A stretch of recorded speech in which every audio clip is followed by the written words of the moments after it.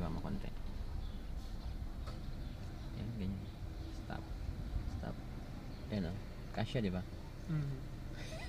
Problema kasi ito eh. So, ang gawin mo sir, kasi dapat sir, ang gagawin mo side mirror. Di ba, ito yung pinaka gilid or kung may dalawang line, ito yung unang line.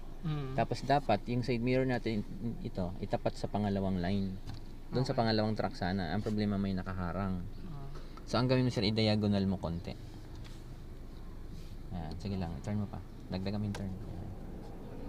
Ayan. Okay, brake. Ayan, parang ganyan, brake. Ganyan, parang nakatapat siya sa gilid ng truck na to. Tapos i-full turn mo kaliwa. Doon. Full turn. Tapos dito sir, hintayin mo dito sa side mirror na to na makita mo yung kulay blue na truck.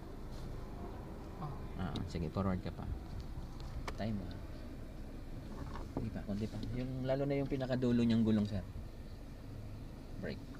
Kita mo na ba? Konti pa. Stop. Ayun. Pwede na yan. Reverse ka ngayon.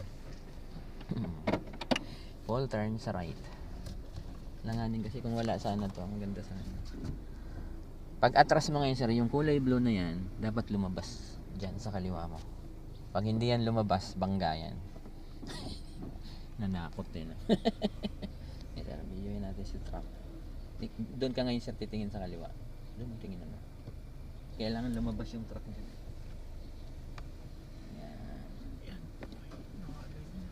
Tingnan mo kung alin yung mas open. Saan yung mas maluwag?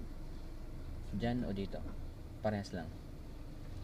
Mas maluwag yung sige, konting atras pa. Para stop. Ayun na. Pwede na yan. Kasi nakadiretso na siya eh. Itong manibela mo, kailangan i-diretso mo rin yan. Yan. Okay, atras ka ngayon. Hindi ko akalain. Yan, konting discarte sa gas. Brake. Yan. Okay, brake pa.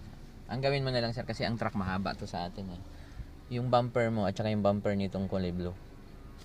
Yung dulo. Yun na lang yung pagpantayin mo. Kasi mahirap tansyahin yung likod sa likod. Yan. Brake. Chugs. Lagay mo muna sa park.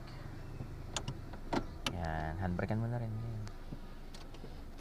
Ganun lang. Back parking. Medyo nakatabingi tayong konti. Pero okay na rin. Hindi rin naman masyadong straight yung itong dalawa na to.